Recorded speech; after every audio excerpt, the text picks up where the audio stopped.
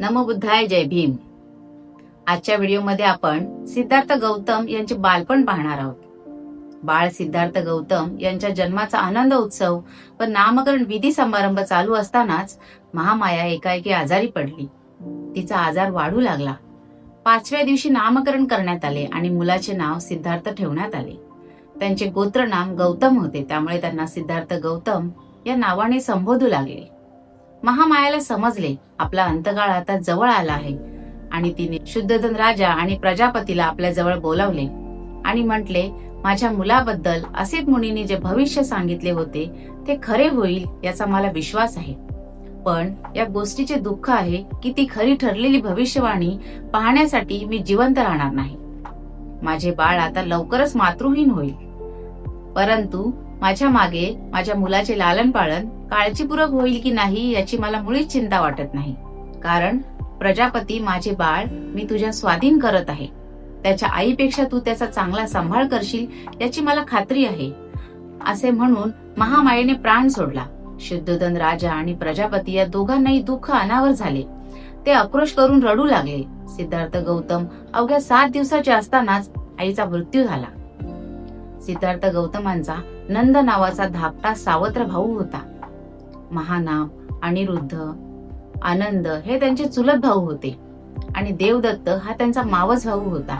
वयाच्या 8व्या वर्षीच सिद्धार्थ गौतमांनी विद्या अभ्यासास सुरुवात केली. ज्यांनी सिद्धार्थ गौतमांचे भविष्य कथन केले होते तेच त्यांचे प्रारंभीचे गुरु झाले. त्यांच्याकडून विद्या प्राप्त करून झाल्यानंतर त्यांचे दुसरे गुरु सब्बमित्ता यांच्याकडून त्यांनी भाषाशास्त्र, व्याकरणशास्त्र, वेद, वेदांगे, उपनिषदे आत्मसात केली. याशिवाय भरद्वाज यांच्याकडून ध्यानधारणेची विद्या संपन्न करून घेतली. सिद्धार्थ गौतम खूप कमी वेळात सर्व प्रकारचे विद्येत पारंगत झाले. एकदा शेतावर गेले असताना त्यांनी पाहिलं अगदी थोडक्या वस्त्रात असलेले अंग भाजून काढत उन्हात काही मजूर काम करीत होते. ते पाहून त्यांना अतिशय दुःख झाले. त्यांनी आपल्या मित्राला प्रश्न विचारला, मजुरांनी कष्ट करावे आणि त्यांच्या कष्टाच्या फळावर मालकाने आपले जीवन जगावे हे बरोबर आहे का? यावर काय उत्तर द्यावे हे मित्राला सुचले नाही. तो शांत राहिला. सिद्धार्थ गौतम हे जरी क्षत्रिय कुळात जन्मले होते आणि सर्व विद्येत प्रारंगत होते तरीही दुसऱ्याला निष्कारण इजा करणे हे त्यांना आवडत नव्हते.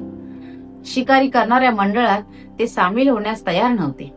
सिद्धार्थ गौतमांच्या या प्रवृत्तीमुळेच राजा शुद्धोधन आणि प्रजापती अतिशय चिंताग्रस्त होती. ती सिद्धार्थ गौतमांना नेहमी म्हणत, आपण क्षत्रिय आहोत, युद्ध करणे हा आपला धर्म आहे. शिकारीच्या मार्गानेच युद्ध विद्येत निपुणता प्राप्त होते. पण सिद्धार्थ गौतम नेहमी आपल्या आईला म्हणत, आई, क्षत्रियांना लढावं तरी का लागतं? तेव्हा प्रजापती उत्तर देई, आपल्या प्रजेच्या आणि राजाच्या रक्षणासाठी. मग सिद्धार्थ गौतम म्हणत, जर सगळे क्षत्रिय एकमेकांवर प्रेम करू लागले तर हिंसा न करता आपल्या राजाचे आणि प्रजेचे रक्षण करू शकणार नाही का? यावर प्रजापती निरुत्तर होई. सिद्धार्थ गौतम हे आपल्या मित्रांबरोबर शिकारीला तर जात असत, पण तिकडे जाऊन ते ध्यान साधना करण्याचा प्रयत्न करीत असत आणि ते आपल्या मित्रांना सुद्धा ध्यान साधने करता उपदेश करत. पण मित्र हसून त्यांची थट्टा करत असत. सिद्धार्थ गौतमांचे बालपण हे परमोच्च प्रेम भावनेने व्यापलेले होते. एकदा सिद्धार्थ गौतम शेतावर गेले होते. विश्रांतीच्या वेळी एका झाडाखाली बसून ते निसर्गाची शांती आणि सौंदर्याचा आस्वाद घेत होते. इतक्यात आकाशातून एक पक्षी त्यांच्या समोर पडला. त्या पक्षाला बाण लागला होता आणि तो पक्षी घायाळ होऊन तडफडत होता. सिद्धार्थ गौतमांनी तो बाण काढून त्याच्या जखमेवर पट्टी केली, त्याला पाणी दिले आणि वस्त्रात गुंडाळून आपल्या हृदयाशी धरले. सिद्धार्थ गौतमाला आश्चर्य वाटले की या निष्पाप पक्षाला कोणी मारले असावे.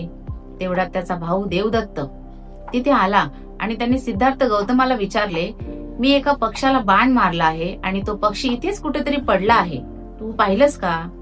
सिद्धार्थ म्हणाले, होय, आणि घायाळ स्थितीतून बरा झालेल्या त्या पक्षाला त्यांनी दाखवले. देवदत्त म्हणाला, तो पक्षी माझा आहे, ती माझी शिकार आहे, तू माझ्या स्वाधीन कर. पण सिद्धार्थाने नकार दिला. त्यामुळे दोघांमध्ये तीव्र वाद निर्माण झाला.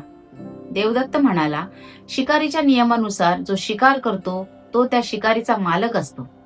पण सिद्धार्थ गौतमांच्या नियमानुसार जो त्याचे रक्षण करतो तोच त्याचा मालक असतो. दोघांमध्ये वाद वाढत गेला.